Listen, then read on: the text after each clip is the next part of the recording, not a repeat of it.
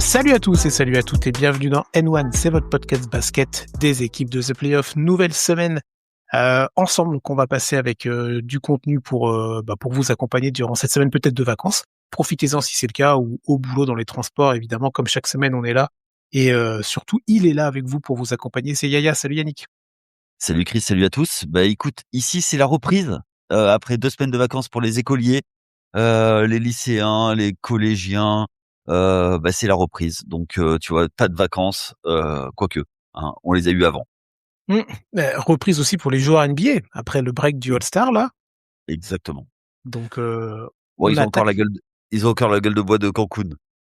Ouais. Mais en tout cas ceux qui ont joué dimanche, ils ont joué. Ils ont joué.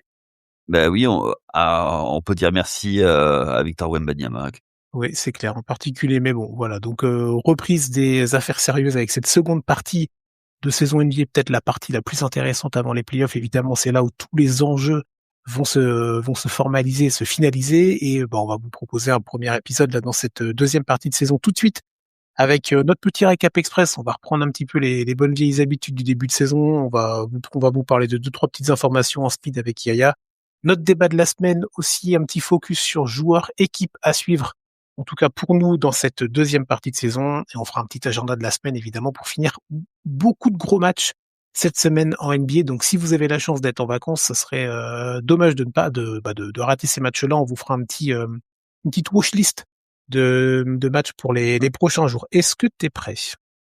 Ah oui, plus que prêt. Let's go. Allez, allez, on y va. Je crois qu'on n'a jamais été aussi court. On n'est même pas à 2 minutes et on va pouvoir attaquer tout de suite avec Et dès, avec, dès qu'Anna est pas là, c'est tout de suite mieux. Hein.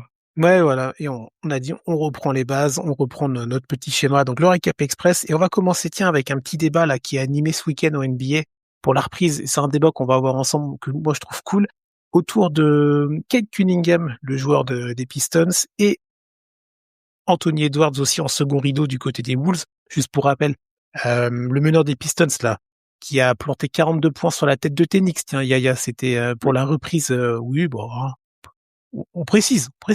Voilà. Match de saison régulière, on garde les armes et puis en playoff Ouais. ils vont se prendre une fessée donc Oui. allez hop. Bon, pour l'instant, il y a juste 3-0 pour Détroit contre New York en saison régulière. Hein. Oui. Oui. Bon, Pas bref, grave. c'est pas ça le sujet. 42 points pour le meneur des Pistons dans ce match-là. Il avait sorti aussi en déclat dans une interview, je crois que c'était un petit peu avant, où il se considérait comme étant le meilleur joueur américain et il voulait aussi être de Team USA pour les JO de 2028. Vous savez qu'ils se dérouleront sur le territoire, sur le sol américain du côté de Los Angeles. Le lendemain, Anthony Edwards jouait avec les Wolves contre Dallas. Il lui a répondu avec 40 points et il l'a dit très clairement en sortie de match. Il a dit ouais, j'ai vu Kate Cunningham en planter 40. Il fallait que moi, dès le lendemain, j'en plante aussi 40. Du coup, ça nous a lancé un petit peu sur cette idée-là, Yaya, et j'aimerais bien avoir ton avis. Déjà, est-ce que tu es raccord avec ce que dit Kate Cunningham, s'auto-proclamant comme meilleur joueur américain actuellement? Si oui, sinon, tu vas nous dire. Et comment tu les classes un petit peu ces deux-là, Anthony Edwards et Kate Cunningham, actuellement dans la NBA 2025-2026? C'est un débat qui est intéressant et qui mérite, je pense, de prendre quelques minutes. Oui, c'est un débat intéressant, c'est marrant, c'est très, très, américain, de proclamer, le meilleur et tout Mm. ça. De là à dire que ce soit vrai, je sais pas, c'est sa perception et c'est, pas l'arrogance, mais c'est la confiance en eux qu'ils ont. Et qui est très importante, notamment, dans les sports d'adresse où tu dois être, sûr que chaque geste, chaque tir, tu vas rentrer. Donc, qu'ils le disent, moi ça me choque pas, qu'il le soit, je suis pas sûr. Pour moi, c'est pas forcément ça. Déjà, il n'était pas dans Team USA, 2024. Alors OK, il avait pas explosé, comme ça, mais je pense qu'il y a quand même des joueurs qui sont au-dessus de lui en termes de hiérarchie. L'avantage, c'est que lui, il veut faire bouger la hiérarchie et pourquoi pas rentrer dans le roster de Team USA. Il y sera, parce que, à la maison, ça va être quelque chose et puis être dans le premier Team USA qui va chuter face à l'équipe de France, tu vois? Où Victor Wembanyama va leur faire une masterclass, en finale, ça risque d'être pas mal. Mais bon, Non, non, mais ça on non, mais verra. c'est vrai. Ça va être très intéressant de suivre, la prochaine team américaine parce qu'on arrive sur, tu sais, une sorte de passation de pouvoir un petit peu là pour les JO 2024. Mmh. On avait encore la vieille garde avec Durant, avec, LeBron, Steph qui faisait ses premiers JO et quels JO, mais voilà, tu vois, ils arrivent en fin de parcours. Je fais encore des cauchemars. Voilà, t'as des joueurs, qui étaient dans le roster comme Tyrese Haliburton, comme Jason Tatum, ça c'est plus pour la petite dédicace, et d'autres Ah oui, et tu parles des joueurs qui avaient, qui ont laissé une empreinte, mais surtout sur le banc. voilà, non mais voilà, ça c'était gratuit. Non mais moi je trouve vachement intéressant ce que dit Kate Cunningham. Moi ça me fait marrer plus qu'autre chose. Mais quand tu réfléchis, on va pas en parler 10 minutes, mais quand tu réfléchis à l'heure actuelle, il y a pas, tu vois, on va dire, dans le range d'âge de Kate Cunningham, ils sont pas nombreux à pouvoir se mettre à sa table et dire non mais attends mon gars, moi aussi je suis tout aussi bon que toi en fait. Dans un côté process de l'avenir, là avec l'explosion que fait Kate Cunningham cette année, bah, je vais pas te dire qu'il a raison, mais je suis pas sûr qu'il ait complètement tort non plus, tu vois? Ouais, mais tu vois, il y a un Tyrese Maxey, il y a des joueurs, Ah bah oui, mais il est à tu vois, table, tu vois? ah oui, oui, oui, oui, mais bien sûr, alors oui, il est dans le des joueurs américains, il est dans le top 10, ça c'est sûr. De là à être le meilleur joueur américain, je suis pas sûr. C'est ça en fait le truc. Mais, il y a un vrai, les Américains ont un vrai creux sur, les postes, de grands. C'est pas sur les arrières. Les arrières, en fait, tu tapes dans un tas de cailloux, il en sort 25 quoi, tu vois? Et et le fait que lui soit au-dessus, beh, ouais, c'est normal. Après, faut voir aussi qu'il est à Détroit, il a été drafté là-bas. Il est enfin, comment dire? Il est dans la bonne situation. L'équipe est construite autour de lui. Donc, c'est les joueurs NBA sont tous à touche-touche, en fait.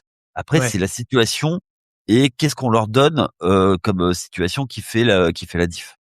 mmh. Pour moi, c'est ça, Et je c'est ça. Mais, c'est pas incongru, Comme déclat, tu vois? comme déclat, ouais. Mais et même, tu vois, tu parlais de creux, au secteur intérieur, je te parlerais même de creux, moi, d'un point de vue superstar, tu sais? Où on voit les derniers MVP NBA, c'est que des mecs non américains, on n'arrête pas de le dire et de le répéter. Encore cette année, ça peut encore être ça, même si Cade Cunningham est dans la course, hein, selon les inéligibilités des uns et des autres, à voir, on n'en est pas encore là. Mais en fait, tu Ouais. vois, il y a un côté, tu sais, il y a une époque où on s'était dit: «Tiens, Anthony Edwards, ça va être le nouveau visage de la ligue. Tiens, ça va être Tatum. Tiens, ça va être Ja Morant. Tiens, là, pourquoi pas Cade Cunningham».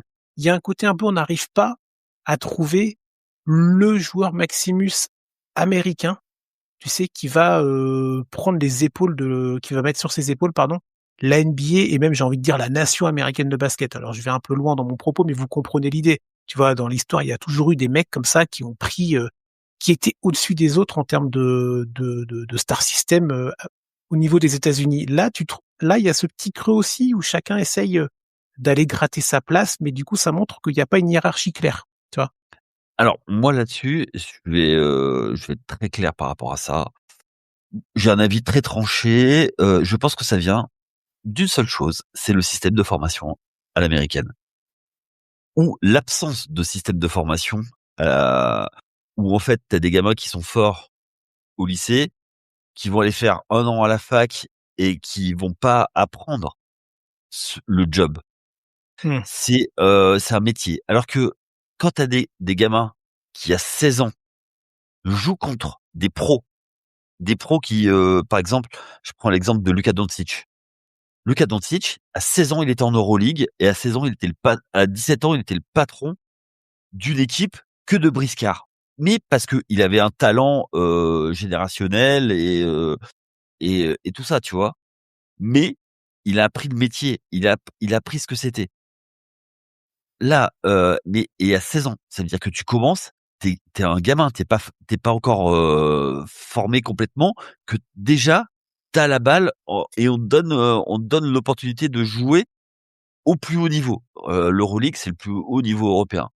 Donc tu vois, c'est ce système de formation qu'il y a pas parce qu'en fait, aux États-Unis, quand tu joues en lycée, alors OK, il y a quelques lycées qui sont, où il y a des réunions de joueurs, c'est intéressant. Mais, en face, il y a Nîmes, quoi. Il y a rien. C'est-à-dire que et en fait, t'es pas dans le dur. Arrivé à la fac, le système NCAA, c'est intéressant, juste pour la March Madness. Le reste du temps, regarde les matchs de début de saison, les gamins, ils prennent des shoots, excuse-moi, mais c'est digne, d'un dimanche de senior le dimanche matin qui ont trop picolé la veille, quoi. Ils ca Mais tu connais ça. Oui. Ah bah oui, j'avais pas le droit de shooter. J'avais pas le droit de shooter moi, je voyais 3 cercles. Mais tu vois, c'est ça en fait. C'est pour moi, c'est le système de formation. Et du coup, on arrive aux limites de ça. Alors aujourd'hui, ils veulent arrêter le one and done et pouvoir aller passer depuis le lycée à la NBA, mais ça va être pire parce que c'est des joueurs qui ne sont pas prêts physiquement, mentalement pour Mmh. travailler en NBA parce que c'est un travail. Et moi Ah bah oui. là-dessus et tu vois, tout le monde me dit: «Oui, mais la NCAA, ils bloquent les joueurs, machin». Mais ils payent pas les joueurs, ils font de la thune sur les gamins. Oui, mais sauf que ils apprennent, il y avait des coachs avant qui formaient des joueurs professionnels. Là, ils ne forment plus de joueurs professionnels. Ils forment des prospects pour aller en NBA. Et ils arrivent en NBA, ils se retrouvent dans une situation où ils n'ont pas l'habitude parce que depuis leur plus tendre enfance, ils avaient la balle 40 minutes dans les mains et ils marquaient panier sur panier et ils faisaient pas tous les trucs qui étaient importants. Alors qu'en Europe, bah, t'as une hiérarchie, t'arrives parce que la géopolitique d'un vestiaire, c'est aussi important parce que quand tu arrives dans un vestiaire, que tu fais le fanfaron et qu'il y a ton vétéran, que tu dois lui porter les donuts tous les matins et que si tu te trompes, tu te prends des claques, ça s'apprend et ça s'apprend aussi comme ça. Et parce que tu passes d'un truc où t'es la superstar et tout le monde est à ton service, à là, toi, tu dois être au service des autres et c'est très compliqué. Donc Ouais, ouais, moi, on est d'accord. là-dessus, OK, moi, OK. je pense que c'est ça. Je pense que c'est ça le vrai problème du star system américain. Mais le jour où ils vont le comprendre, ça risque de faire mal. Ouais. Après, c'est culturel aussi et Oui, c'est bien sûr. différent de ce que nous on connaît en Europe, c'est comme ça. Ouais, bien sûr. Juste en un mot, parce que si comme ça on enchaîne sur les 2 autres infos juste pour finir. Là, à l'heure actuelle, tu prends Cunningham ou Edwards? Je connais la réponse, Edward mais OK, bah, Edwards, moi je prends Cunningham. On pour une raison enchaîne. pour une raison Non, simple, non, hein, c'est on qui enchaîne, a on enchaîne. Tu en parleras tout à l'heure. Tu en parleras certainement ouais, tout c'est à l'heure vrai. d'Edwards. Mais oui, donc on enchaîne. On va parler de Phoenix très vite, avec les blessures là qui se multiplient du côté des Suns, ça tombe un petit peu alors, mauvais moment oui sur la reprise, surtout avec le classement là, qui est toujours aussi serré, du côté de la conférence Ouest. Donc on a eu l'info sur Devin Booker, absent au moins une semaine pour une blessure à la hanche. Bon, un petit peu handicapant. On a Jordan Goodwin, touché au mollet. Il y a une IRM qui était passée là en fin de week-end. Je vous avoue, Ouais, j'ai pas été faire le check de la blessure. Je sais pas si on a l'information exacte, mais en tout cas, je l'ai pas. il y avait du soin pour Goodwin et surtout Dylan Brooks, fracture à la main gauche dans le match contre Orlando. Donc Dylan Brooks, allez Goodwin, Devin Booker. Pour Dylan Brooks, ça va être. Est-ce qu'il va pouvoir revenir de la saison? Là, ça va être compliqué. Mais en tout cas, ça fait un gros coup d'arrêt pour Phoenix. On sait que Oui, Phoenix est dans la bataille là pour le top 6 à l'Ouest actuellement. Nous, on tourne lundi matin, ils sont septième, juste collés au short de Minnesota. Un petit peu de matelas d'avance sur les Warriors, mais pas non plus énormément. Ça ça peut être complicado pour les Suns dans les jours, semaines à venir là. oui, ça va être surtout compliqué pour essayer de rentrer dans le top 6. Ouais. Play-in, c'est quasiment, enfin, à part s'il dégringole vraiment, voilà. Oui, oui, bien Devin sûr. Booker, qui est un des meilleurs joueurs de la ligue, on parlait des joueurs américains, pour moi, c'est un des meilleurs joueurs américains, qui lui, est blessé, ça peut être embêtant. Si lui est absent ou est diminué jusqu'à la fin de la saison, ça risque d'être compliqué. Après le reste, le coaching arrivera, même si Dylan Brooks, c'est embêtant et Ouais, c'est même plus qu'embêtant, je pense, Brooks, hein, parce que tu vois, et pourtant j'aime pas ce mec-là, mais moi j'ai j'ai il vraiment j'adore l'impression ce qu'à mec. Phoenix, il a trouvé exactement. À Phoenix, j'ai vraiment l'impression qu'il a trouvé sa place, tu vois, Mmh mh. où il y a son côté un peu chien galeux, là, casse-couille, relou, tout ça, mais en même temps, vrai joueur de basket qui se montre et qui n'est pas juste la caricature de ce qu'il a pu être dans d'autres franchises. Et là, son absence, j'ai peur que, alors oui, pour le play-in, évidemment, ça va pas bouger, hein, pour Phoenix, mais tu vois, on en avait parlé dans la hiérarchie, Yannick, la semaine dernière Ouais. à l'Ouest. Tout à Phoenix fait. pouvait faire partie des équipes qui pouvaient aller gratter un top 6. Là, je te rejoins, alors c'est pas impossible, mais ça paraît du coup bien plus compliqué là.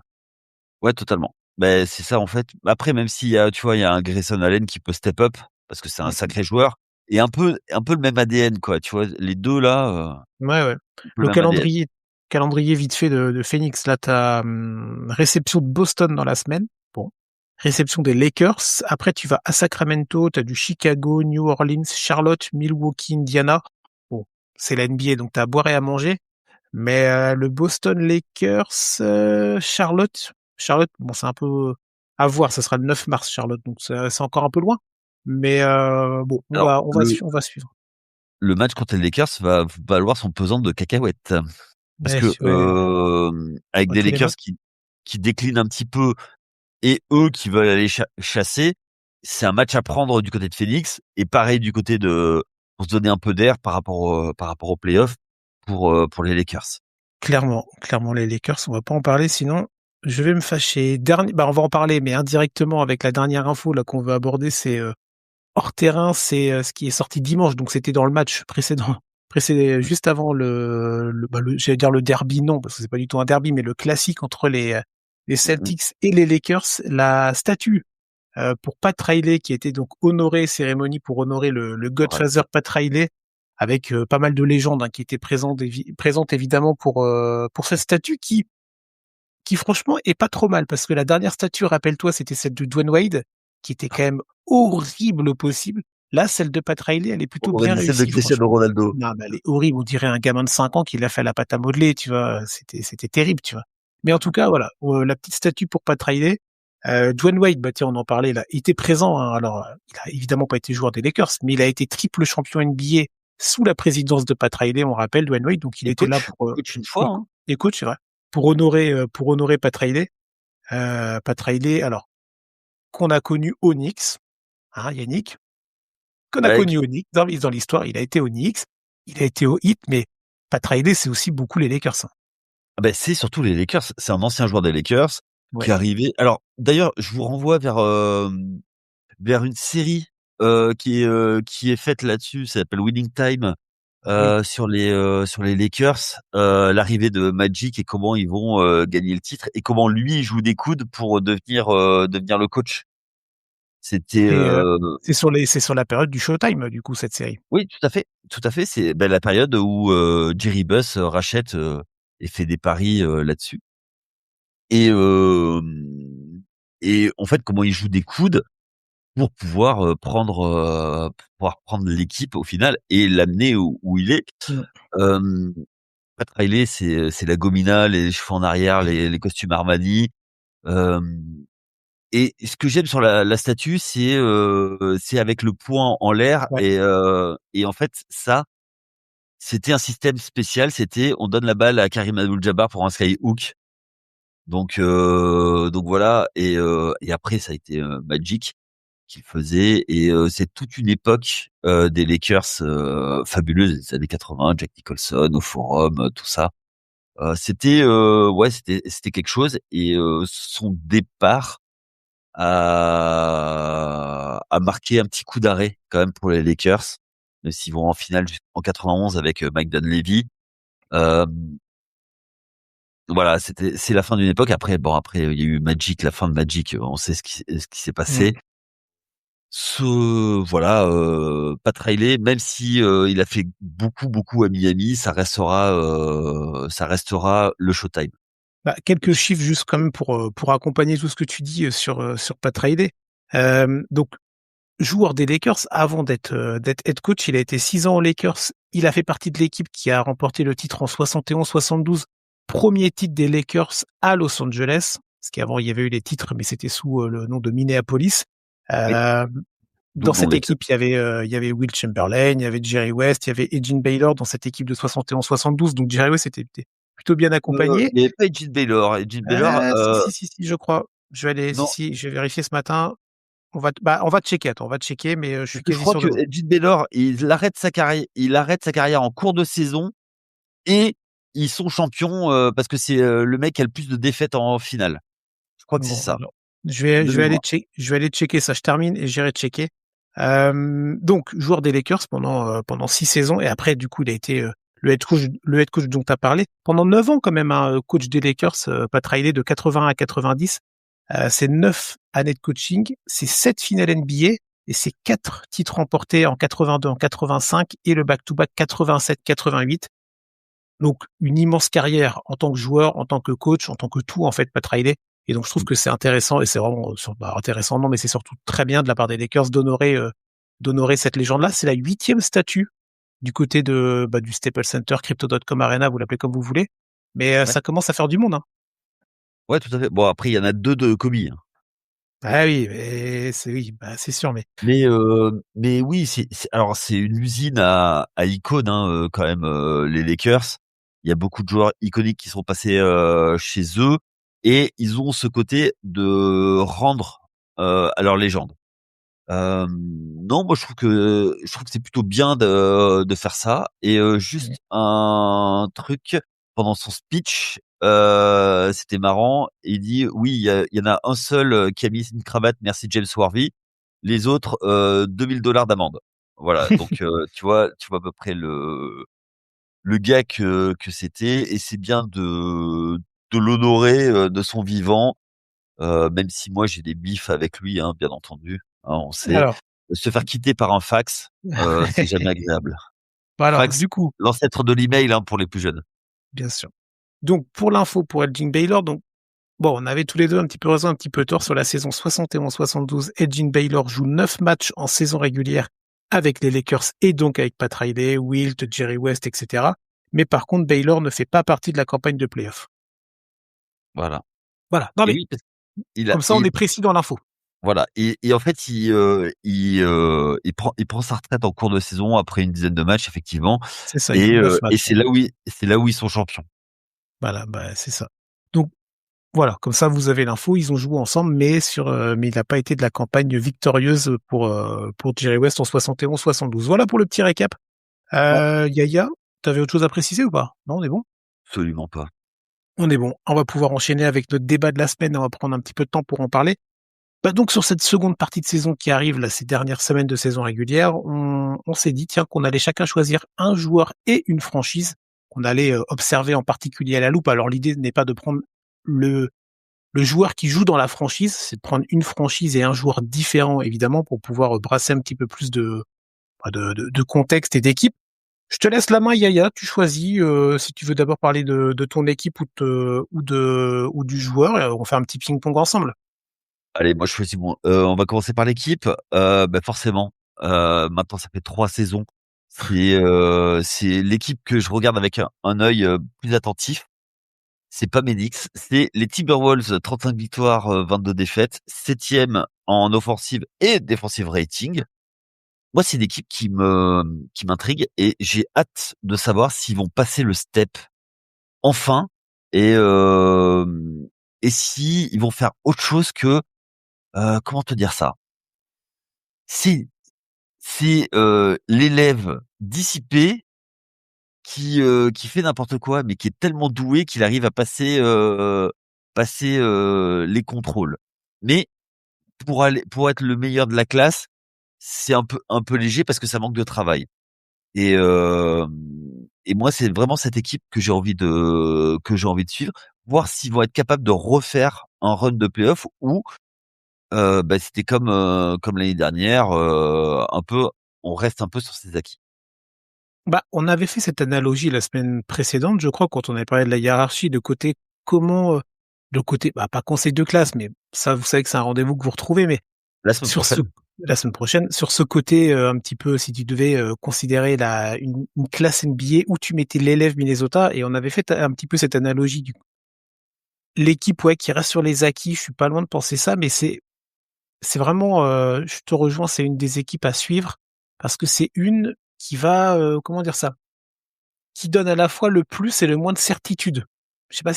si tu vois, t'arrives à comprendre un petit peu la logique derrière ça. C'est-à-dire que ils ont montré des certitudes sur les 2 dernières saisons en allant en finale de conférence. Il y a peu d'équipes, tu vois, dans la NBA déjà moderne qui arrivent à enchaîner déjà ce step-là de finale de conférence. Donc déjà, ça montre aussi quand même qu'il y a du travail, il y a des choses qui sont établies dans le style, dans le jeu, dans les joueurs, dans les systèmes, dans la mécanique, on va dire, collective. Ouais. Mais il y a des incertitudes quand même sur l'effectif dans la globalité, sur les limitations de cette équipe aussi. Moi, je sais vraiment pas. Ça m'étonnerait pas de les retrouver je serais assez étonné comme de les retrouver une nouvelle fois en finale de conf. Mais en même temps, tu te dis, bon, bah, en gros, ils ont peut-être eu de la chance au tirage ou parce qu'ils auront, excusez-moi, ils auront, tu sais, mis les bons ingrédients au bon moment. Et on sait qu'avec un mec comme Anthony Edwards, lui, c'est les playoffs qui l'animent, tu vois. Ouais. En fait, c'est ça. Moi, le vrai souci que j'ai, c'est au coaching. Je pense qu'il leur faut un coach qui leur fasse passer un step, en saison Ok, régulière et ils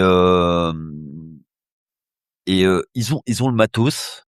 Je suis pas sûr qu'ils savent, jouer avec Rudy Gobert et que ça peut-être passer par un trade de Rudy Gobert, même si son contrat est extrêmement dur à ouais, bouger. compliqué, ouais. Mais ou alors faire quelque chose autour de lui et plus l'impliquer, en attaque. Alors ils ont du matos, hein. Tu as parlé d'Anthony Edwards, qui a presque 30 points de moyenne, qui, tu on a parlé tout à l'heure, avec quelqu'un le jour où il veut marquer, C'est il ça. marque sur n'importe qui, comme il veut et des fois il est en off et où il va péter un câble et il va insulter, terre et mer. Et donc du coup, hop, il va sortir du match. Après, tout ce qui est autour, tu as un Julius Randle qui est parfait en termes de lieutenant. Il y a pas à dire. 22 points, c'est trop bon, qui permet d'étirer le parquet. Et à côté de ça, beh, tu d'autres, joueurs. Tu as McDaniels, tu as Reed, ce qui fait que tu as un secteur intérieur qui est hyper complet et bizarrement, c'est sur les ailes que, ça manque un petit peu de profondeur. Ils ont, tradé pour récupérer, des joueurs. Ils ont tradé Mike Conley qui, jeté par la porte, revient par la fenêtre il arrive en buy-out. Tu vois, même s'il joue pas beaucoup dans le vestiaire, je pense que c'est lui qui fait le papa et qui tient l'équipe. Je trouve je trouve que, tu vois, en fait, ça manque d'un vrai meneur, même si DiVincenzo, il est pas, c'est pas Ah, un mais meneur, c'est pas son mais poste naturel, tu vois. ouais, mais il t'apporte un truc en spacing, qui est plutôt intéressant puisque, sur jeu posé, il va permettre d'étirer et justement par rapport à un Rudy Gobert, ça peut être intéressant si, il arrive à, trouver le joueur qui vient en aide sur lui quand il Mmh. va faire des pick and roll et aller vers le panier. Moi, je pense qu'il y a quelque chose à faire. Malgré tout, je pense que c'est le système de jeu qui manque un petit peu de finesse. Donc, ça peut être un truc, pas mal. Et puis après, bon, on parlera de leur calendrier après, mais, mmh et je pense que ça leur est plutôt favorable et tu vois, s'ils finissent 4e, je serais pas surpris. Mmh. Ah oui, carrément, OK. Alors je regardais parce que 3e, 4e, para c'est kiff-kiff pour moi, hein. tu parlais d'apport pendant la trade deadline, donc c'est Ayodo Sunu qui est arrivé là. Oui, Sur les matchs, qu'a joué Ayodo Sunu, il y a déjà un impact, hein, clair, hein. Tu vois le dernier match, si je dis pas de bêtises, c'était contre Chicago, il termine avec 17 points, 8 passes, 4 rebonds. Il fait un match à 21 points aussi, c'était contre Atlanta. Donc c'est le genre de petit ajout qui peut te faire du bien sur une série de playoffs ou sur un match où, ouais. comme tu l'as dit, Edwards est en travers, il fait sa tête de con et Randle est pas nécessairement dedans. J'ai plus de doutes sur Randle. Est-ce que c'est ce genre de joueur-là qui te permet d'arriver enfin au final NBA? Je laisse planer le doute. Alors, pour moi, Julius Randle, hem, là aujourd'hui, pour une équipe qui soit championne, c'est pas une option 2, c'est une option 3 et Mmh. c'est pour ça qu'il leur faut, je pense, un joueur de plus sur les ailes. Tu vois? Bon là c'est trop tard. Oui, oui, c'est trop tard. Mais tu vois, malgré tout, ils peuvent être hyper embêtants et y arriver. Eux, leur grosse force, c'est le c'est l'intérieur plus Anthony Edwards. C'est le secteur intérieur où ils ont 4 joueurs très forts, même si Gobert, il a un peu moins d'impact en attaque, mais il est en double-double de moyenne. Plus on connaît son impact en défense. Mmh. Ce qui permet d'avoir une flexibilité, c'est-à-dire que pour le protéger sur certains mismatchs, quand ça joue petit en face, tu peux sortir du Reed ou du McDaniels, tu vois, sur son poste. C'est quand même costaud, quoi. Moi, je trouve que Ah c'est oui, costaud à l'intérieur. Et après, malgré tout, ça demande peut-être un léger rééquilibrage du centre de gravité. et donc tu les vois pourquoi pas les gratter un avantage du terrain, toi? Ah oui, Bon oui, après oui. tu me diras au classement, c'est très serré. Par exemple là, les Wolves, ils sont donc en 35-23, le Houston qui est 4e, ils sont en 34-21. Donc tu vois, ça se joue à rien, hein. Oui, tout à fait. Après, ils ont un calen ils ont un calendrier qui est plutôt assez «facile» entre OK, guillemets. Tu vois, ils vont jouer les Clips, les Blazers, les grosses équipes, hein, entre guillemets, ou qui sont devant. T'as les Nuggets, t'as ouais. les Lakers, t'as Houston, t'as OKC, Boston et Détroit. Donc, tu vois, Ouais, mais tu pas 3 affrontements contre tu pas ouais, je regarde, ouais, tu pas voilà, 3 fois OKC, tu pas, 2 fois Denver ou des trucs comme ça, tu vois? c'est ça. Donc en fait, ils vont avoir des matchs statement à gagner et ils sont capables de se mettre en mode: «On celui-là, on va le gagner», tu vois? À part OKC qui vont peut-être lâcher parce qu'ils vont peut-être pas vouloir dévoiler des choses. Mais tu vois, face à Houston, face aux Lakers, les Lakers, typiquement, le match face aux Lakers, c'est celui-là qu'il faut pour pouvoir, reprendre, parce que c'est comme une victoire double. C'est une victoire que tu prends, mais c'est une victoire que eux ne prennent pas. Ouais, ouais, Donc, alors faut regarder. Ça, c'est le ouais, 11 mars, le ouais match Wolves-Lakers et en 1er soir de back-to-back avant les Clippers, hein, tu vois? oui, mais tu restes à Los Angeles. Oui, c'est vrai. Donc, est-ce que c'est un Là vrai back-to-back? Ouais. oui, l'avant-dernier match de la saison régulière, c'est à Houston. Celui-là, il peut être sympa. Tu vas voir comment Bah, il sont peut les ranges, il peut et les déci classements à ce moment-là, mais il peut être il intéressant celui-là. il peut décider de la 4e place. Ouais, ouais, après, faudra voir Houston. C'est un peu plus compliqué en ce moment, mais bon, d'ici là, il y aura encore eu plus d'un mois de saison régulière, mais OK pour les Bulls. Je dis que je suis pas, ils sont à co j'ai pas regardé, ils sont à combien de matchs de Denver? Parce que si Denver glisse un peu, Je vais te dire ça. je vais Denver regarder. est à 36-22 quand Minnesota est à 35-23. Donc ouais, il y a quoi? Il y a un match, tu vois? Donc tu vois, ils peuvent finir 3e, facilement, hein. Mmh. Bon alors tu vois, très bonne passe décisive, Yaya, parce que moi, du coup, j'enchaîne sur Denver. C'est l'équipe que Ouais, je vais suivre. Alors, les voir descendre aussi bas, je suis pas sûr, mais il y a quand même quelque chose qui me pique un peu avec cette équipe-là. Moi, c'est une équipe que j'apprécie depuis des années maintenant autour de Nikola Jokic, évidemment. Il y a plusieurs choses qui me chagrinent un petit peu et qui me font poser question sur cette équipe-là et qui vont faire que je vais la suivre. Déjà, on en a parlé plusieurs fois, Yaya, dans cette émission cette saison, c'est, l'absence en fait de jeu, et de constance dans le 5 majeur de cette équipe de Denver. Hier parce que donc nous on est lundi matin là. Hier le match contre les Warriors en Californie, oui, du côté de San Francisco. Donc les Denver Nuggets se déplaçaient là-bas contre une équipe F, hein, des Warriors. C'était assez cataclysmique. Il y avait pas Green, il y avait pas Butler, il y avait pas Curry, il y avait personne en fait, tu vois. Euh, Ils l'ont perdu ce match-là. Alors bon, après ça reste qu'un match de saison régulière, mais pour avoir vraiment pris le temps de regarder ce match-là, j'ai vraiment été assez décontenancé du manque de sérieux défensif des Nuggets sur la première mi-temps. Ils s'en prennent 76, 74 ou 76 contre l'équipe F des Warriors, c'est pas normal. Alors ils avaient une adresse 2 fois 3 points, mais ils trouvent des solutions pour les empêcher de shooter. Ils ouais. reviennent un peu dans le troisième quart-temps parce que les Warriors ne mettent plus un panier dedans, et au quatrième quart-temps, quand les Warriors commencent à remettre des paniers, les Nuggets s'effondrent totalement. Alors quand on regarde la feuille de stats, Nikola Jokic, il fait encore un match de malade, hein. Il est en triple-double à plus de 30 points de moyenne. Il est déjà quasiment en triple-double à la fin du premier quart-temps, quasiment.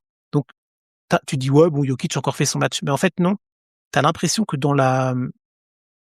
c'est assez paradoxal de dire ça, mais malgré des stats folles, t'as l'impression qu'il n'était pas là, ou t'as l'impression qu'en termes d'impact pour l'équipe, et on sait que Jokic a un impact et un rayonnement énorme pour l'effectif.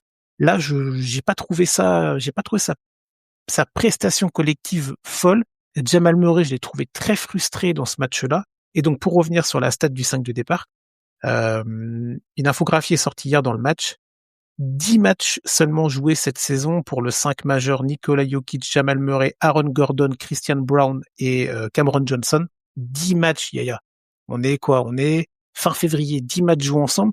Et en fait, plus on avance dans la saison régulière et moins il y a de matchs avec ce 5-là, plus je me dis que ça va être trop compliqué pour Denver d'arriver comme il faut en playoff. Alors ils seront peut-être tous en forme physiquement, mais en termes d'alchimie, si tu dois te fader encore une fois Oklahoma City en 7 matchs, avec un Thunder qui nous remontre encore des choses très intéressantes. Allez voir le match contre Cleveland hier.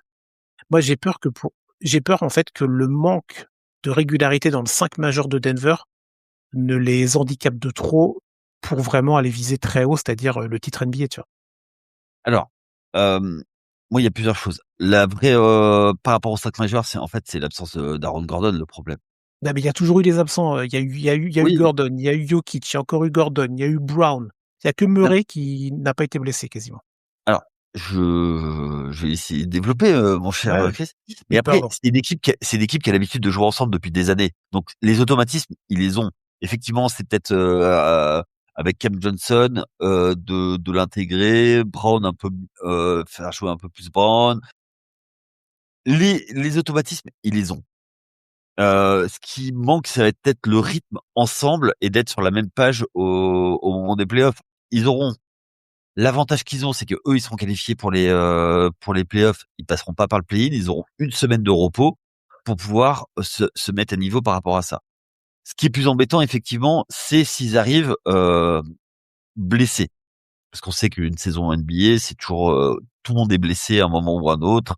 Il y en a qui jouent avec ou pas. Moi, c'est plus ça qui m'interroge. Est-ce que depuis leur titre, il n'y a pas eu des décompressions mentales chez certains joueurs? Tu parlais de Jokic. Est-ce que maintenant il est pas plus intéressé par ses stats que par le fait Non, non, de gagner? non. Il est peut-être plus intéressé par l'écurie, son écurie de cheval, si tu veux, mais de chevaux plutôt, on va parler français. Mais non, les stats Jokic, ils s'en fout comme moi je Ben m'en fous de la saison de Memphis, tu vois. ouais, eh ben écoute, moi il y a j'ai l'impression que depuis le titre, ils sont un peu en mode décompression. Ah ouais, bah, je suis pas d'accord. Non, moi je suis pas Tu d'accord vois, avec un ça, peu, mais mais c'est une équipe qui est toujours forte parce que ils ont des très bons joueurs. Enfin, ils ont surtout 2 très bons joueurs. Ils ont un duo qui est extrêmement complémentaire et on sait que dès que tu as un duo très fort, ça aide beaucoup. Maintenant, il manque Aaron Gordon, clairement, et tant que Aaron Gordon est pas au top ou alors, ouais, mais pour moi, c'est ça parce que Jokic, il t'amènera toujours, tu sais ce qu'il t'amène. Murray, il fait une très bonne saison, tu sais ce qu'il t'amène. Ils te font monter ton plancher, mais ce qui va faire monter ton plafond, ça va être le 3e joueur. Et aujourd'hui, ils l'ont pas. oui, oui, non, mais sur l'absence de Gordon, on est raccord.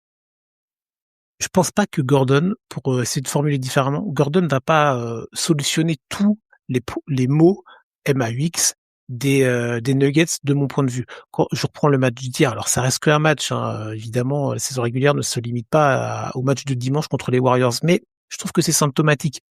Je répète, 76 points encaissés en première mi-temps, aucune envie défensive, tu vois.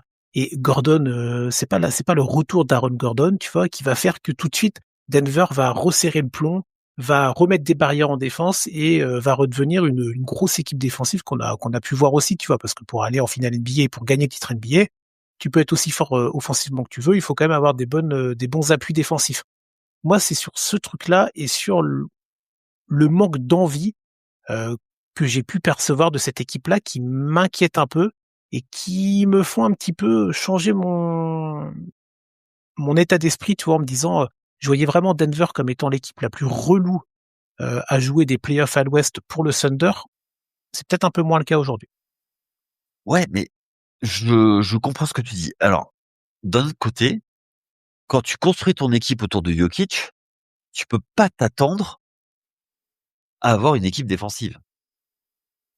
Le gars, il a enfin, C'est tout pas un respect. plot, Yannick, c'est pas un plot. Ah non, mais c'est pas un plot, Non, mais mais c'est pas non plus un il sera jamais dans la considération pour être joueur défensif de l'année. Il va pas te changer, il va te faire tout ce qu'il faut il fait le minimum, mais il sera pas élite. C'est ça que je veux dire. non, Tu le sais. ouais, oui, oui, bien sûr. Et quand tu construis une équipe, tu sais qu'il y a des points forts, des points faibles. Il faut que tu caches le maximum les points faibles et après sur les points et que tu capitalises sur les points forts. Tu sais que lui, c'est pas son point fort, la défense. Et Aaron Gordon, lui, permet de l'aider à masquer un peu plus la défense, à le cacher. Et c'est en ça où après et puis de l'autre côté, Gordon amène une verticalité que lui n'a pas. Il est fort au sol, mais pas forcément en l'air. Donc moi, je pense que c'est plus par rapport à ça que c'est préjudiciable. Ok, ok. T'as juste dernier truc, après on arrête sur Denver, mais euh, on a parlé tout à l'heure avec Minnesota de l'arrivée de Dosunmu, donc il y avait eu, alors c'était pas dans la trade deadline là, c'était au début de saison régulière, l'arrivée de Jonas Valanciunas, on se rappelle, Oui. le retour de Bruce Brown aussi. Ah, Bosworth, Oui, ouais. Cam Johnson qui est là, mais il y avait aussi Bruce Brown qui était revenu, lui qui avait été important dans le titre des Nuggets en 2023, oui les Oui, Nuggets, c'est ça. oui, 23, 23. Euh, Valanciunas, tu vois, en sortie de banc, il va falloir alors il a son impact statistique. On sait qu'aussi ça peut être limité défensivement, hein, Jonas Valanciunas, mais il faut le servir en fait. C'est le genre de joueur, tu vois, je crois que c'est toi qui le dis souvent, Yaya. Tu sais, c'est les intérieurs. Si tu leur passes pas la balle, ils vont faire 3-4 allers-retours et après les mecs ils vont plus rien proposer. Et Ah oui. il faut servir ce genre de mec. Jonas Valanciunas, il a du handle, tu vois, il a du basket dans les mains, tu vois. C'est un Oui. pivot à l'ancienne européen, il sait jouer, tu vois, près du panier. Il faut le servir, tu vois. Et moi, encore une fois, dans le match que j'ai pu regarder hier, quand tu le vois faire des allers-retours sans toucher le ballon, j'étais dans mon canapé, j'étais frustré de vous. Je dis, mais les gars, servez-le, en fait. Servez ce joueur-là. Alors, je te dis pas que c'est Valanciunas qui va te faire gagner les Nuggets champion NBA, mais en fait, c'est tout un ensemble, tu vois, où je trouve que l'alchimie est pas parfaite et il y a encore du travail, mais le problème c'est que comme tu n'as jamais cette constance avec ce 5 majeur, tu peux pas travailler. Tu vois, donc comme ça je boucle la boucle de mon propos Ouais, bien sûr. et j'ai peur que ce soit trop dommageable. On n'est plus fin novembre, hein. On est fin février là. Ouais. Donc Non, voilà. mais je suis assez d'accord avec toi. Allez, on enchaîne tiens avec notre joueur à suivre, deux joueurs un joueur pour l'un et pour l'autre. Je te laisse la main, on va aller un petit peu à l'est, Yaya, avec un de Oui, nos parce joueurs que favoris depuis 3 ans déjà. ouais, c'est Donovan Mitchell. Heu, Plus d'excuses. En fait, pourquoi je veux voir? Parce qu'il y a plus d'excuses. Un coup, c'est Utah, c'est l'effectif. Maintenant, il arrive, il fait, à Cleveland, ah machin. Ah ben maintenant c'est pas complémentaire avec Garland. Eh ben maintenant on t'a donné, James Harden. Tu savais pas si t'étais point guard ou shooting guard. Ben là maintenant c'est vite vu et là tu peux plus te cacher parce qu'il y a personne pour défendre. Donc maintenant il va falloir que tu t'y files en défense mon gars. Même si c'est, en termes de statistiques, c'est son plus haut en termes de scoring, avec 28,8 points. Gars, il va falloir que tu montres que en fait, t'es la superstar que tu prétends être. Moi, j'ai toujours douté que c'était une superstar. Moi, je pensais que c'était un très bon joueur NBA, mais pas la méga star, visage de la franchise, franchise player. Et le truc, c'est que maintenant, ça fait quoi? Ça fait 3 ans qu'il est à Cleveland. Euh, c'est Ouais, quoi le résultat? mais tu prêches un converti avec Donovan Mitchell. Là, juste pour aller dans ton sens, j'ai pas grand chose à dire sur Mitchell. Je crois qu'on en avait parlé quand on avait fait la trade deadline sur l'arrivée d'Harden.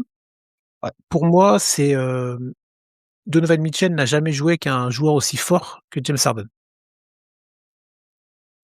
Dans son ouais, effectif, il n'a jamais joué avec un mec aussi fort que James Harden et avec un mec Alors, il est vieillissant, Harden. Mais tu vois, tu parlais d'aura, de superstar, de machin. James Harden est une superstar de la NBA. Vieillissante, qu'on Ah bah aime ou c'est qu'on n'aime pas, mais MVP, c'est une... il a été Ah, mais voilà, oui. MVP de la ligue, hein. Bah voilà, Donovan Mitchell, c'était quoi son meilleur ranking dans le classement des MVP, tu vois? Il a été top 5 l'année Ouais, dernière. très bien. Oui, bravo à lui. Mais tu vois, donc, c'est pas, non, mais c'est pas le même. Oui, bon, d'accord, je l'avais pas. Mais c'est pas le même. On est quand même on est un step, voire deux steps au-dessus. Même Harden vieillissant aujourd'hui, bah, Mais je- moi, je suis très curieux de voir cette complémentarité-là. On en avait parlé. Et pour répondre à ta question, moi, Donovan Mitchell n'a jamais été un joueur qui est l'image d'une franchise. Jamais, en fait. c'est ce qu'il prétend et Ah c'est ben, le ah ben, trade. il a le droit de le prétendre, tu vois. Mais c'est pas pour Mais autant que nous, le trade quand il part de Utah, frustré parce que c'était le visage de Utah, il va à Cleveland pour ça. Et je fais un lien avec le premier débat. Il s'est fait dépasser par Cunningham et Edwards. ah oui, oui, je te rejoins, je te Est-ce rejoins. que c'est quoi? Il était et même pas dans la discussion pour être dans Team USA. Ah oui, top 5 MVP, je regarde. Il a été dans le top 6 MVP en 2022-2023. Bon, j'ai été un peu mauvaise langue. J'ai été un peu Ouais. mauvaise langue. Mais parce que, enfin, c'est un gars, il est capable. Si un soir il dit ouais, ce soir j'en plante 50, ben comme quand il était venu à Paris contre les Nets, il avait dit ouais, j'en plante 50. Il en a planté Super. 50. Ouais, mais c'est bien. Mais après, est-ce que ça permet à ton équipe d'aller au sommet? Bah, pour l'instant, non, tu vois. Mais il y a tellement de limitations défensives. Moi, je suis désolé, tu le cibles. Et encore une fois, c'est quoi sa position? Et là, en plus, on lui met James Harden qui a la même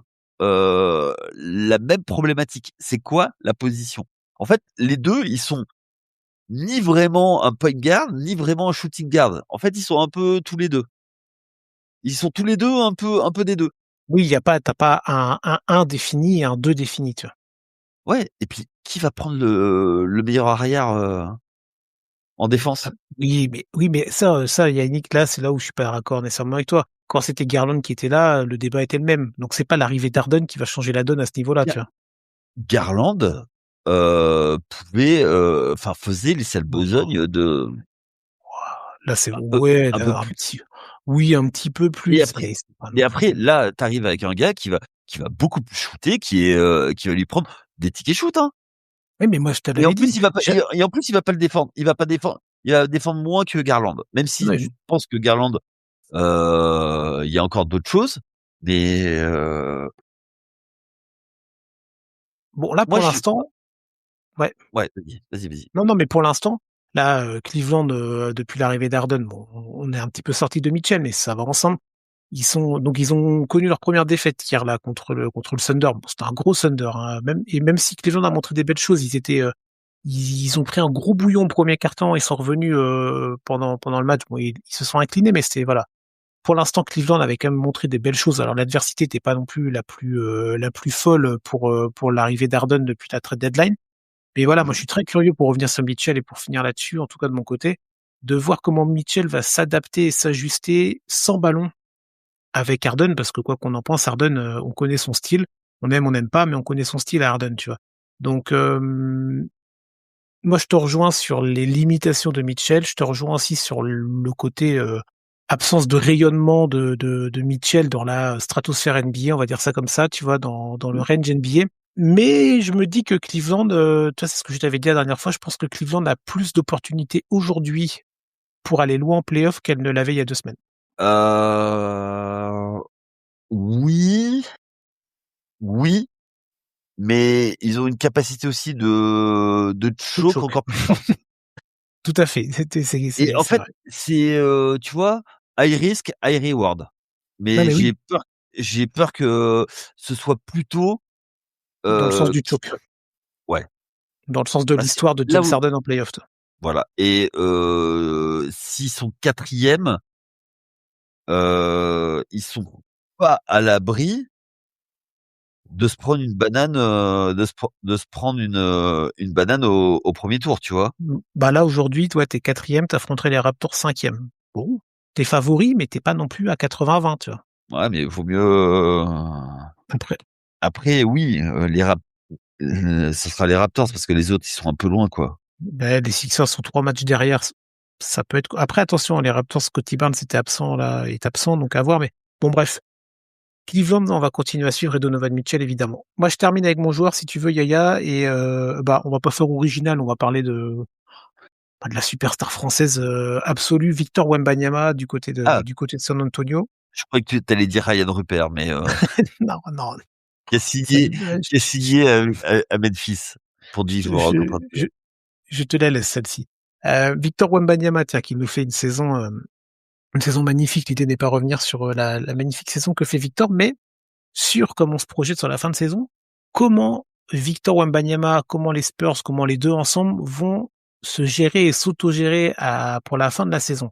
Je m'explique. Victor Wembanyama est encore à l'heure actuelle éligible au trophée individuel. On sait que chez Gilgeous Alexander, Nikola Jokic, ça commence à devenir un petit peu complicado pour eux. Attention, Victor Wembanyama, il n'a pas non plus une marge de fou. On sait, vous savez, il faut être éligible à partir de 65 matchs joués dans la saison régulière. On sait que Victor a été absent, mais on sait aussi que là, il a encore un petit matelas de matchs où il peut être absent avant d'être inéligible. Donc, d'un point de vue individuel, comment il va se gérer? Parce qu'on sait que Victor Wembanyama, s'il est éligible au trophée, il y a déjà un trophée qui appartenait à Rudy Gobert depuis quelques années qui risque de rester en France, mais qui risque d'arriver du côté du Texas. On sait aussi que pour le trophée de MVP, si, je dis bien si, les deux joueurs majeurs que sont Nikola Jokic et Shai Gilgeous-Alexander ne sont plus éligibles, alors soit les deux, soit l'un ou l'autre, un Victor Wembanyama top 3 MVP, ça peut très très vite se discuter. Donc, comment ça va s'organiser d'un point de vue déjà trophée individuel, même si on sait que c'est pas ce qui compte le plus pour lui, et d'un point de vue collectif, là les Spurs, je prends le classement, hop, excusez-moi, je prends le classement, les Spurs sont deuxième, 40 victoires, 16 défaites. Ils ont un petit matelas sur Denver dont on parlait avant. Ils ont 4 matchs, ils ont quelques matchs de retard sur le Thunder. C'est encore jouable. Si t'es les Spurs, je te pose la question comme ça, Yaya, pour laisser un petit peu la main aussi sur Victor. Si t'es les Spurs et Victor, on connaît son envie de gagner, son envie de passer des étapes il a pas le temps, Victor, ok?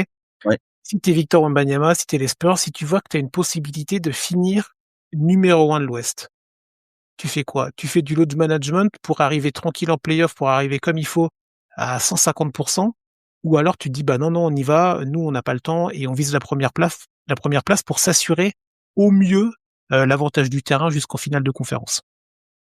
Bah, c'est ça. En fait, le vrai truc, c'est plus que le titre honorifique de numéro un, c'est l'avantage en playoff parce que ça peut être Bien sûr. tellement important. Donc oui, et est-ce que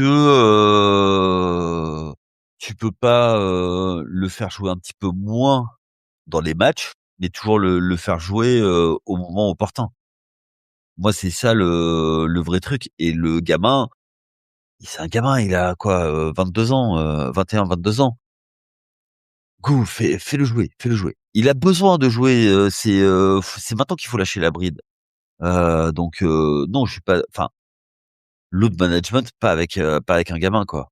Non. Non, après le load management, c'était histoire Oui, non mais de faire oui, comprendre aux non, gens, mais tiens, non, non, mais bien sûr. Mmh, fais-le jouer un petit peu moins, le fais pas jouer 30 minutes, enfin, fais-le jouer 30 minutes max. il est à combien là? Attends, il est à combien? Il est à 29 minutes là. Ouais, bah, tu descends à 25 s'il faut. T'as les joueurs pour. T'as un effectif qui est complet et faut surtout pas qu'ils nous fassent une Houston l'année dernière. C'est-à-dire que il faut aller faut jouer au maximum et si tu peux avoir la première Mmh. place, tu auras un meilleur tirage. Forcément, vaut mieux jouer un huitième qu'un septième. C'est clair. Même si sans jouer que pour ça, mais tu avances tranquillement. Mmh, mmh, mmh. Après, Tu Et puis surtout, juste une chose, excuse-moi, non, t'inquiète. heu, winning is an habit, hein. Tu dois gagner. Tu dois gagner des matchs pour arriver, lancé, et même si tu as une semaine de repos, beh, tu dois, en arrivant, en te disant, en étant conquérant. Ouais, dans la bonne dynamique, tu vois. Après, bon, il y a des gros chocs. On en parlera là dans l'agenda de la semaine juste après, mais déjà, tu as un match contre Détroit là très tôt cette semaine gros choc entre le numéro 2 de l'Ouest et le numéro 1 de l'Est. Je crois que c'est la première fois de la saison qu'ils s'affrontent. Oui, parce que la deuxième fois, ils vont s'affronter en fin de saison. Je l'ai vu Ouais. quand celui-là? Je l'ai revu. Bon, bref, il est un petit peu plus tard dans la saison. Si c'est le 6 mars, il y a au moins deux fois les Nuggets, dont le dernier match de la régulière. Vous savez qu'il est en multiplex, là, il y a tous les matchs en même temps. T'as un match Denver à San Antonio pour le dernier match de saison régulière. T'as du match contre Boston, t'as du match contre Houston, t'as un déplacement à New York. T'as quand même un gros calendrier après t'as des équipes un peu plus abordables évidemment, mais Ouais. globalement t'as un calendrier assez costaud quand même pour les Spurs. Et juste moi le dernier point. Alors évidemment on touche tout le bois. Je vais dans une forêt toucher tous les arbres si vous voulez, mais C'est-à-dire? Attention Victor Wembanyama quand même. On sait que ça peut être fragile avec un physique assez atypique. Alors l'année dernière c'était particulier. Il a encore été un petit peu blessé cette saison. Ça reste un jeune joueur, je suis d'accord avec toi, extrêmement athlétique et on sait qu'il a besoin de jouer, il a besoin de courir partout et d'être voilà, tu vois. Attention à la petite blessure à la con là, tu vois, qui pourrait déjà le rendre inéligible au trophée d'un point de vue individuel, mais si en plus la blessure arrive une dizaine de jours ou une quinzaine de jours avant les playoffs, là tu risques de tousser. Alors ouais, tu seras peut-être premier de l'Ouest ou tu auras gardé ta deuxième place, mais si tu as un Victor qui arrive et qui est pas nécessairement en forme optimale, c'est pour ça. Moi, je suis très curieux de voir comment ça va s'organiser un petit peu. Je te dis pas qu'il faut mettre Victor sur le banc et qu'il joue pas pendant 5 matchs de suite. Attention. Mais le minutage réduit, pourquoi pas sur certains matchs, tu vois, où c'est plié. Toi, t'as des matchs contre Sacramento, là, tu vois, le 18. Ça va être plié au bout d'une mi-temps. Tu le refais pas jouer. En plus, c'est un back-to-back. Tu le refais pas jouer, Victor. Tu vois, comme ça, il se repose tranquille. Et tu peux faire ça pour d'autres joueurs de l'effectif, hein, parce qu'il n'y a pas que Victor Wembanyama aux Spurs. Mais là, on fait focus sur lui. Voilà, moi Mmh. je suis curieux de voir un petit peu comment ça va se gérer du côté de la franchise et du côté du joueur pour la fin de saison, parce qu'il y a ces deux aspects, le côté individuel et surtout après les enjeux collectifs pour cette équipe des Spurs qui va beaucoup plus vite que le timing qu'on aurait pu penser quand même en début de saison. Bah, en fait, ils profitent, d'une situation. Denver qui est pas, au top. Minnesota, bah, est-ce qu'il y a besoin de rappeler que, eux, Ouais, voilà, tu vois? Houston où c'est pas non plus fou, tu vois. Mais Houston, tu vois, c'est la saison de la confirmation, hein, et c'est toujours compliqué. Confirmation, Alors oui, ouais, oui, mais après, confirmation avec l'arrivée de Kevin Durant dans ton équipe, tu vois. Donc, oui, mais la blessure de Van Vliet,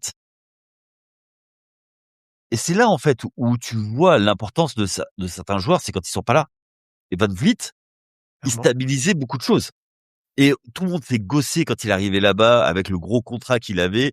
Oui, il a braqué la banque, mais mine de rien, Mm. c'était un bon choix de le prendre. Donc, tu vois, il y a ça. Donc après, et puis, il y a les Lakers qui sont extrêmement décevants. Oui, on a dit Extrêmement. on n'en parle pas. Déjà dans le recap, je voulais pas en parler. On va pas en parler maintenant dans le débat, Yannick, hein. On ne Mais parlera pas des Lakers. voilà, donc c'est pour ça que tu vois, ils sont, c'est une équipe qui malgré tout a une tradition et dans le coaching staff, ils savent gérer, ce type de situation, du côté C'est de vrai, San Antonio. c'est vrai, Donc du là-dessus, t'as coup, raison. t'inquiète pas, en plus, il y a coach Pop qui est pas loin, qui est jamais très loin, qui va dire: «Ouais, mais t'inquiète pas, ça va se passer comme ça, comme ça, comme ça», et après, moi je pense pas qu'il méritera pas le MVP parce qu'il est un peu loin en termes de points, en termes de, même si en termes d'aura il est là.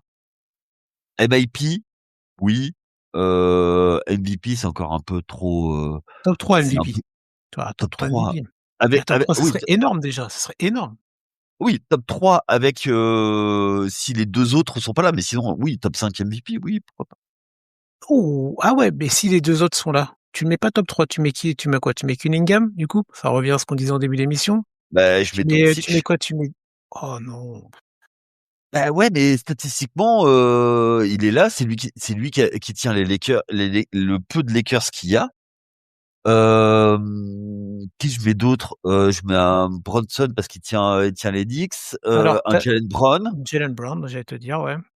ouais, et Cunningham, ouais.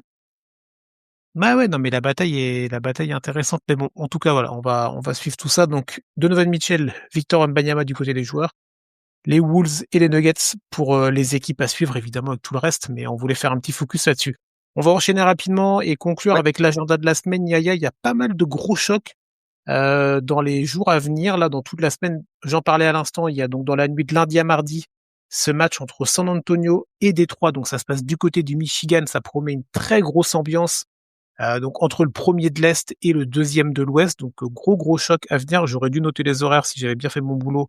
Attends, je vais te dire Mais ça. Yaya va Il nous est à trouver une ça. heure du matin. 1 heure du matin. L'horloge parlante. Yaya, 1h du matin. Donc plutôt Il cool. est exactement. C'est ça pour les plus jeunes d'entre vous. L'horloge parlante, vous preniez votre téléphone, vous appeliez un numéro et ça vous donnait l'heure. Alors c'était les téléphones fixes, hein, parce que évidemment le Ouais. portable, t'as l'heure C'était le d'afficher. 3637, c'était le numéro du Téléthon. Mais non, oui c'est ça, oui, 30, oui, je vais te dire, oui c'est le numéro du Téléthon, 3637. Ouais, mais avant c'était pour ça. Ah ouais. Ouais, Ok, bon et bref. pendant le week-end du Téléthon, il le bloquait. Ok, bon en tout cas voilà, l'horloge parlante. Donc San Antonio Détroit, donc c'est à 1h dans la nuit de lundi à mardi. T'as noté quoi toi Yaya? Knicks at Cavaliers Ah oui, ouais, c'est clair. la journée suivante. Après, je te les avais dit comme ça à la volée Ouais. Non, en après je liste. les ai si tu veux, hein, je les ai si tu veux. Ouais, Dans la nuit de mercredi à jeudi, t'as Détroit grosse semaine, hein. Du coup, t'as San Antonio en début de semaine. Milieu de semaine, tu reçois toujours, t'es à la maison, mais tu reçois le Thunder. Donc tu t'es fadé le numéro 2 de l'Ouest. Tu te fades juste derrière le numéro 1 de l'Ouest. Donc belle semaine à suivre. Ça peut être intéressant de faire un gros focus sur Détroit pour la semaine à venir là.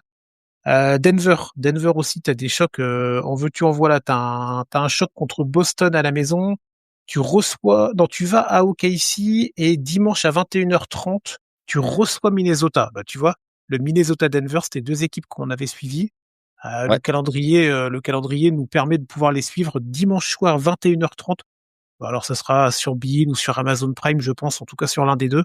Mais il y a des gros matchs cette semaine quand même, hein. Et t'as aussi un Cavaliers Pistons. Ok, bon bah tu vois que la NFL est terminée aussi, tu vois. Ils enchaînent les gros matchs, hein. Ouais. Ah ouais, Non mais complètement. y Et a tout. le Cavaliers Pistons, soit les Cavaliers reviennent dans la course, soit ils Ouais. sont décrochés. Ok, bon. Donc là vous avez de quoi noter. Bon, réécoutez-nous peut-être là pour reprendre les notes ou en tout cas les suivre sur les calendriers NBA là. Vous pouvez trouver ça, mais il y a pas mal de gros matchs à suivre et on pourra en parler entre autres la semaine prochaine, Yaya, parce qu'on va se retrouver et on aura notre conseil de classe Oui, mensuel. on sort la règle, on tape sur les doigts.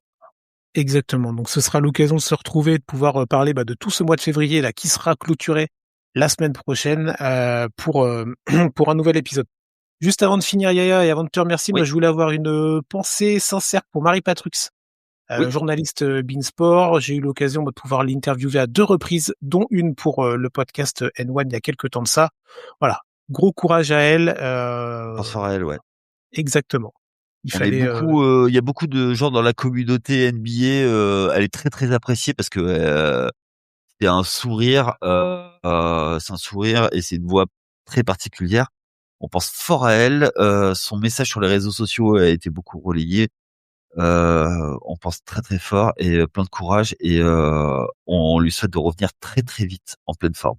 C'est ça. Et je peux vous confirmer, pour avoir eu la chance de discuter avec elle en présentiel, que c'est la même personne que ce qu'on peut voir sur le plateau. Et le terme soleil est un très bon terme, très bien choisi, Yaya, et je suis en totale adéquation avec tout ça. Merci, Yaya, pour l'émission.